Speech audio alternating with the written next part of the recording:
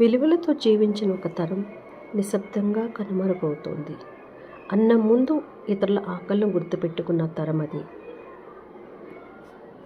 చిన్న ఇళ్లల్లోనూ పెద్ద ప్రేమతో జీవించిన తరం. నేను కంటే మనంనే ముందు పెట్టిన తరం. డిగ్రీలు లేకపోయినా జీవిత పాఠాలు నేర్చుకున్న తరం. మొబైల్స్ లేని రోజుల్లోనూ స్నేహ బంధాలు గట్టిగా ఉన్న తరం. ప్రకృతితో కలిసి ఉండటం వాళ్ళ సహజ జీవన శైలి. మనందరికీ ఆ తరం గుర్తుంది కదండి. మన తాతలు ముత్తాతలు మన ఫాదర్స్ కూడా ఉన్నారు ఆ తరంలో. సో సాంకేతికలో ముందున్నాం, విలువల్లో వెనుకబడుతున్నామా? ఆ తరం ఇచ్చిన విలువల్ని ఈ తరం కాపాడదాం కదా. ఆలోచిద్దాం.